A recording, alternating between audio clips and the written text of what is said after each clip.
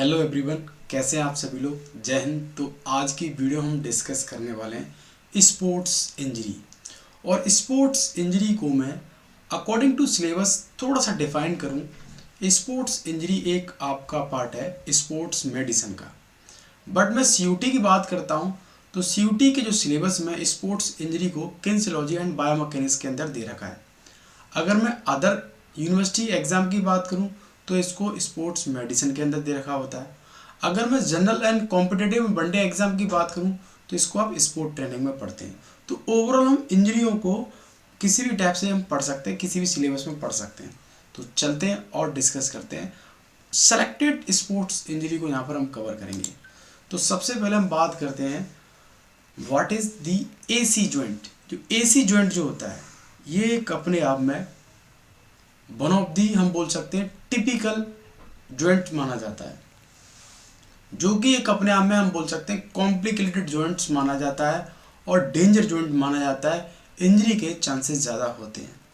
What is the AC joint की अगर हम बात करते हैं तो एसी मीन्स क्या होता है, एक्रोमियो क्लेविकुलर जॉइंट इसको हम बोलते हैं।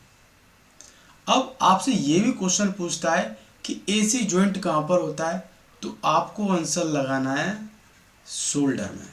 पहला क्वेश्चन आपसे ये भी पूछ सकता है एसी जॉइंट जो है इंजरी कहाँ होती है, तो शोल्डर में। इंजरी का भी नाम यही है और जॉइंट का नाम भी यही है। तो किसी भी टाइप से आपसे क्वेश्चन पूछ सकता है, is a joint in the shoulder where the collar bone. Collar bone को हम बोलते हैं, ये आपकी जो बोन जा रही है ये कॉलर बोन है, और कॉलर बोन जो होती है उसी को हम क्लेविकल बोन बोलते हैं और इसी को हम ब्यूटी बोन बोलते हैं।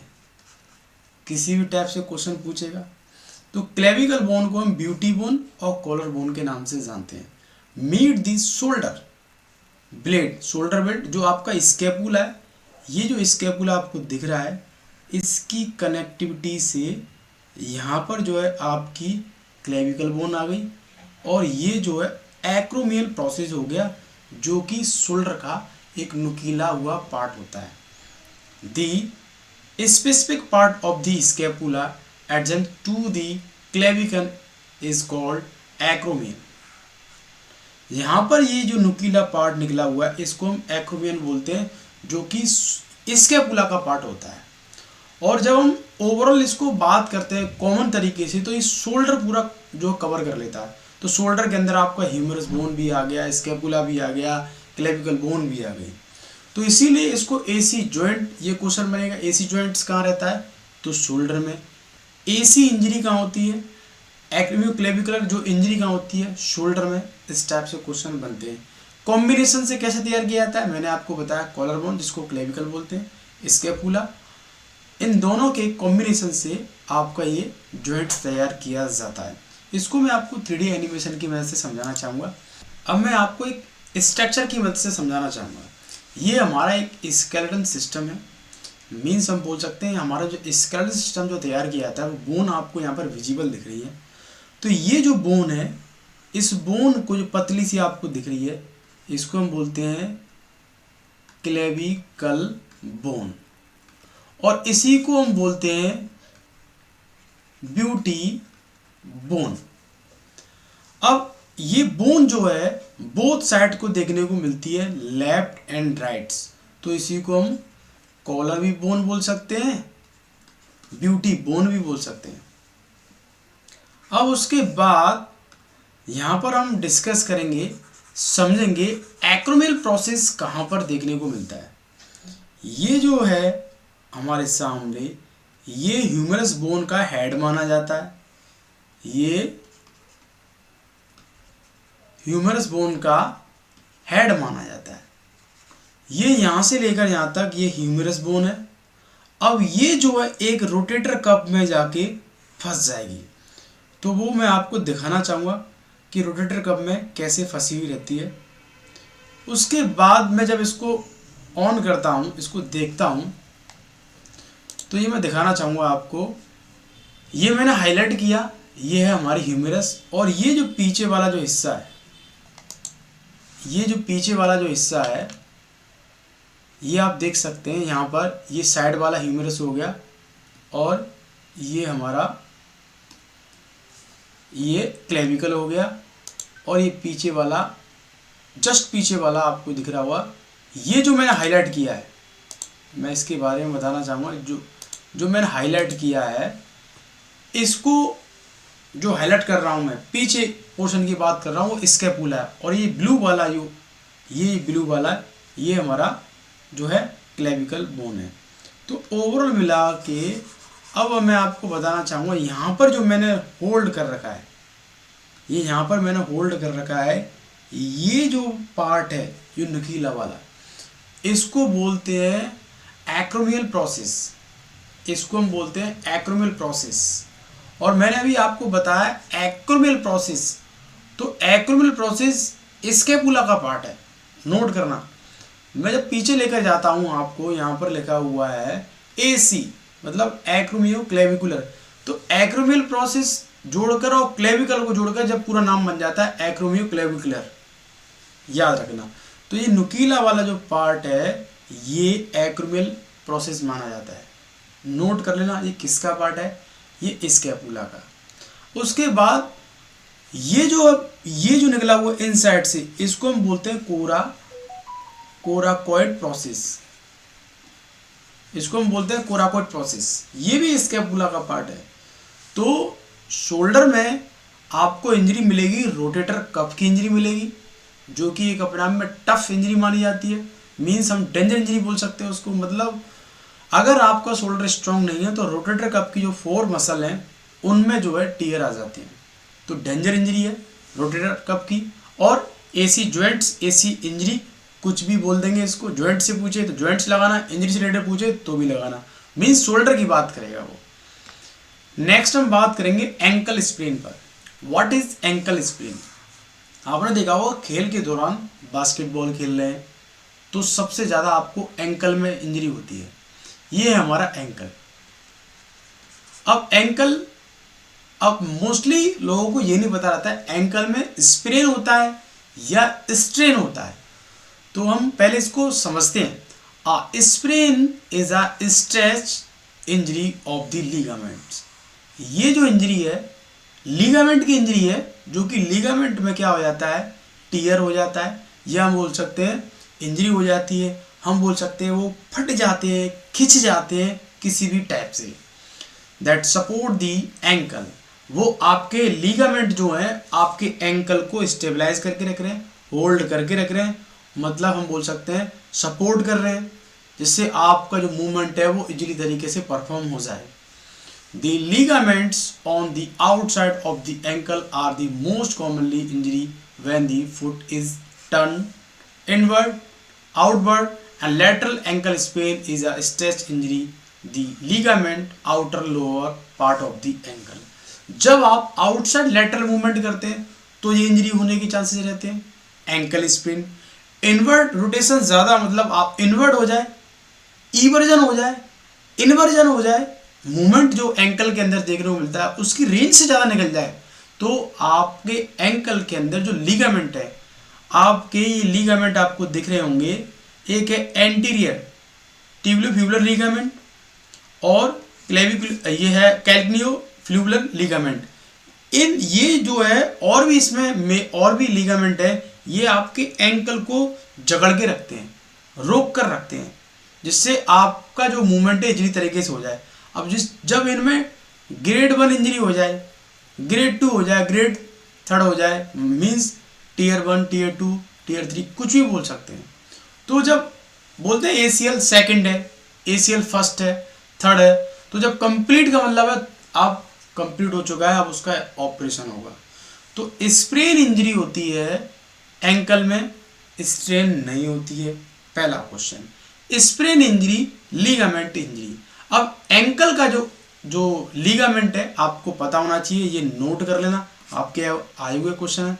और सबसे ज़्यादा एंकल स्प्रेन इंजरी किसको होती है, ये भी नोट कर लेना, ये बास्केटबॉल के खिलाड़ियों को होती है सबसे ज़्यादा, क्योंकि वहाँ पर जो है हम बोल सकते हैं कोऑर्डिनेशन वाले मूवमेंट एंड हाई स्पीड में मूवमेंट होते हैं।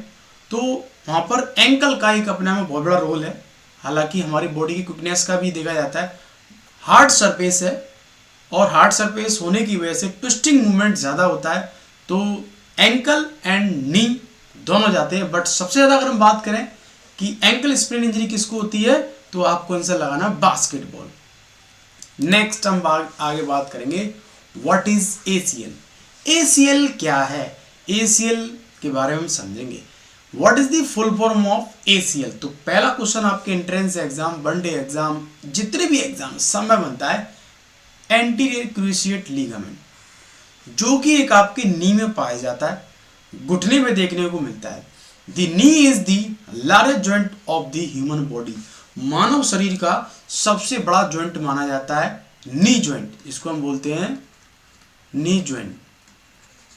अब इस नी जॉइंट्स के अंदर हमारे डिफरेंट टाइप्स के लीगामेंट देखने को मिलते हैं। It depends on the 4 primary ligaments well as multiple muscles, tendon and secondary ligament to function properly। Muscle तो आपको पता ही है, टेंडन आपको पता ही है, लीगामेंट जो है कहाँ कौन सा देखने को मिलता है, ये क्वेश्चन बनता है। तो हमारे जो नी के अंदर there are 2 ligaments on the side of the knee. अगर मैं इसको सिंपल में बात करूं तो 4 टाइप्स बोल सकते हैं। डायरेक्शन को लेके बात करूं तो 2 करके आप ऐसे कर सकते हैं। तो हमारा जो लीगामेंट मिलेगा वो मिलेगा मीडियल कोलेटरल लीगामेंट, जिसको हम बोलते हैं MCL। अभी तक सिंपल ये क्वेश्चन पूछा गया, MCL लीगामेंट कहाँ देखने को मिलता है, एंकल में, नी में, हेड में। Answer is knee. And lateral collateral ligament कहाँ मिलता है, LCL। देखो वर्ड को समझो, मीडियल का मतलब होता है इनसाइड, लेटरल का मतलब होता है नी के आउटसाइड। LCL जो है लीगामेंट कहाँ मिलता है, जो हमारी नी को आउटसाइड से कनेक्टिविटी है। जैसे मैं एक बोन बना देता हूँ, ये मैंने एक बोन बना दी, ये मैंने एक बोन बना दी, और ये जो बाहर से इसने कवर कर रखा है, तो लेटरल लीगामेंट हो गया। 2 क्रॉस लीगामेंट होते हैं जो कि सेंटर में देखने को मिलते हैं। एक होता है एंटीरियर क्रूसिएट लीगामेंट, और ये जो है बहुत ज़्यादा इंपॉर्टेंट है, ACL। फिर लास्ट में आपको सामने मिलेगा पोस्टीरियर क्रूसिएट लीगामेंट। अब ये 4 टाइप के लीगामेंट नी में मिलेंगे, इनकी फुल फॉर्म पूछी जाती है। अब क्वेश्चन बनता है कि फुटबॉल का जो खिलाड़ी होता है उसको सबसे ज़्यादा कौन सी इंजरी होती है, कौन सी लीगामेंट इंजरी होती है और कहाँ होती है। तो पहला है नी में होती है, और नी में होती है तो ACL इंजरी होती है। अगर ACL नहीं होगा तो मेनिस्कस इंजरी होगा। याद रखना, ये सारे वो क्वेश्चन है जो आपके इंडिया के rate, set, net, TGT, PGT and जितने भी एग्जाम होते हैं, CUT, एंट्रेंस एग्जाम, जितने भी सारे एग्जाम में आपको ये क्वेश्चन देखने को मिलेगा। नेक्स्ट आगे बढ़ते हैं, आर्टिकुलर कार्टिलेज। अब कार्टिलेज के बारे में मैंने आपको बताया, कार्टिलेज एक अपने आप में सॉफ्ट ऑर्गन माना जाता है, बट इसका एक अपने आप में बहुत बड़ा रोल है। तो कार्टिलेज की हम बात करते हैं। Articular cartilage can be sometimes confusing because there are 3 different types of cartilage in human body। मानव शरीर में 3 प्रकार की कार्टिलेज देखने को मिलती है, और तीनों प्रकार की कार्टिलेज से सबसे ज़्यादा जो क्वेश्चन पूछा गया है, मैं आपको चैलेंज करता हूँ, इंडिया का कोई भी एग्जाम सर्च कर लेना, इसके अलावा आपको कोई भी क्वेश्चन मिल जाए तो आप मुझे प्लीज़ कमेंट करना कि सर मिल गया, मैं आपको बताने वाला हूँ। सबसे पहले हम बात करते हैं आर्टिकुलर कार्टिलेज जो होती है उसको हेलन कार्टिलेज के नाम से जानते हैं। जितनी भी लंबी हड्डी होंगी, जैसे मान लो सपोज दैट ये मैंने एक फीमर बोन ले ली, अब इस फीमर बोन के ऊपर जो कार्टिलेज लगी हुई है, long and of the long bone, लंबी हड्डियों के एंड पर जो कवर करके रखती है, उसको हम आर्टिकुलर कार्टिलेज या हेलन कार्टिलेज के नाम से जानते हैं। एक क्वेश्चन आपके लिए है कि हेलन कार्टिलेज का जो कलर है वो कैसा होता है, प्लीज कमेंट करके बताना। ये कई बार लगातार आपके एग्जाम में देखने को मिलेगा। उसके बाद है covered joint surface, fibro cartilage. अब फाइब्रो कार्टिलेज जो है ये भी आपको देखने को मिलती है, ये भी आपके कहाँ देखने को मिलेगी, ये एक अपने आप में फाइब्रो कार्टिलेज जो है, एक फाइब्रो का मतलब है एक अपने आप में, इनके कंपेयर में ये स्ट्रांग होते हैं, और ये एक अपने आप में हम बोल सकते हैं कि एक अच्छी स्टेबिलिटी में एक अपना रोल निभा करते हैं। तो मेनिस्कस जो कि बहुत पतला एक मेम्ब्रेन टाइप का एक हिस्सा होता है, पार्ट होता है, जो कि हर जॉइंट के बीच में मिलेगा। मैंने बताया अगर एसीएल इंजरी ना हो तो मेनिस्कस लगा देना। आपसे क्वेश्चन पूछता है फुटबॉल के खिलाड़ियों को कौन सी इंजरी होती है, एसीएल। अगर एसीएल नहीं होगा तो मेनिस्कस होगा, जो कि मेम्ब्रेन टाइप की होगी, लेयर फट जाती है। तो ये फाइब्रोकार्टिलेज जो है आपको वर्टेब्रल डिस्क में देखने को मिलेगी, जो रीढ़ की हड्डी है। ये स्ट्रॉन्ग वेट भी ज़्यादा जो है एब्जॉर्ब करती है। फिर उसके बाद है इलास्टिक कार्टिलेज, जो कि आउटर ईयर में देखने को मिलेगी, इलास्टिक कार्टिलेज। तो नी है हमारा, तो नी के अंदर जो इंजरी मिलेगी, एक मेनिस्कस वाली मिलेगी जो फुटबॉल के खिलाड़ियों को होती है, और एक एसीएल इंजरी मिलेगी जो भी फुटबॉल के खिलाड़ियों को होती है। और ये 4 टाइप के लिगामेंट्स के बारे में पूछेगा। मैं सारे A to Z क्वेश्चन आपको बता के चल रहा हूं। नेक्स्ट आगे बढ़ते हैं, ओवर यूज इंजरी। इससे क्वेश्चन बनता ही बनता है। इस वीडियो को, इस लेक्चर को देखने के बाद आप प्रीवियस ईयर के पेपर स्पोर्ट्स इंजरी या स्पोर्ट्स मेडिसिन जो भी है आप ओपन करना और देखना, इससे एक भी क्वेश्चन बाहर नहीं जाने वाला है। तो जब हम ओवर यूज इंजरी की बात करते हैं तो there are 2 types of injury. Injury की अगर हम बात करें 2 टाइप्स की है, एक है हमारी एक्यूट और एक है ओवर यूज। डिफरेंट साइंटिस्ट के अकॉर्डिंग अलग अलग तरीके से हमने कैटेगरी जो बना रखी है इंजरियों की। इसमें मैं एक और ऐड करना चाहूँ, एक्यूट हो गया, एक क्रोनिक भी होती है। क्रोनिक मतलब पुरानी, एक्यूट मतलब होता है ताजा, और ओवर यूज का मतलब होता है जो बार बार मोस्ट रिपीटेड मूवमेंट है वो ओवर यूज में कन्वर्ट होगी। तो 3 टाइप्स की भी कर सकते हैं, बट ऐसा अभी तक कोई क्वेश्चन नहीं बना कि इंजरी कितनी प्रकार की होती है। आप सर्च कर सकते हैं, क्वेश्चन बनेंगे कि इस इंजरी को क्या बोलते हैं, ये कितने घंटे में यूज हो रही है, जो भी है ऐसे क्वेश्चन बनेंगे, टाइप्स नहीं पूछेगा। नेक्स्ट एक्यूट इंजरी की बात करूं, acute injury are usually the result of single traumatic event. Common example include wrist fracture, ankle sprain, shoulder dislocation. ये वो इंजरी हैं, अगर इनके अंदर भी हम जाएं तो soft tissue injury, hard tissue injury, ऐसे भी क्वेश्चन बनते हैं। तो मेरी एक स्पोर्ट्स इंजरी का एक लेक्चर पड़ा हुआ, उसको देखना। और जल्दी मैं आपको एक और लेक्चर देने वाला हूं जिसमें A to Z सारी स्पोर्ट इंजरी है वो एक सीक्वेंस में टेबल फॉर्म में मैं आपको याद कराने वाला हूं। तो रिस्ट इंजरी है, मान लो रिस्ट में फ्रैक्चर हो गया तो ताजी है, तुरंत लग गया। एंकल स्प्रेन हुआ, तुरंत लगा। शोल्डर डिसलोकेशन हुआ, कंधा निकल गया। तो ये भी क्वेश्चन बना है कि शोल्डर डिसलोकेशन किसको होता है सबसे ज्यादा, तो जूडो के खिलाड़ियों को होता है। While overuse injury they are and usually occur over time. जब आप लगातार एक ही मूवमेंट को, और वो भी रॉन्ग मूवमेंट को, जो आपका फंडामेंटल मूवमेंट है, और गलत तरीके से आप रिपीट कर रहे हैं बार बार, तो आप समझ जाना आपकी मसल पुल हो सकती है, आपकी मसल रैप्चर हो सकती है, आपका लिगामेंट स्ट्रेच हो सकता है, कुछ भी हो सकता है गलत एक्सरसाइज करने से। तो making them challenging to diagnose and treat, they are the result of most repetitive, हम बोल सकते हैं micro trauma to the tendon, bones, joints. Tendon भी जाएंगे, बोन भी जाएंगे, कुछ भी जा सकता है। कॉमन एग्जाम्पल इंक्लूड्स की हम बात करें तो one of the best example जो आपको हर एक एग्जाम मिलेगा वो है tennis elbow. Tennis elbow injury over use injury. Swimmer shoulder, ये है आपकी ओवर यूज इंजरी, ये आपने फर्स्ट टाइम एग्जाम्पल देखा होगा। फिर उसके बाद पिचर्स एल्बो, ये भी है आपकी ओवर यूज इंजरी।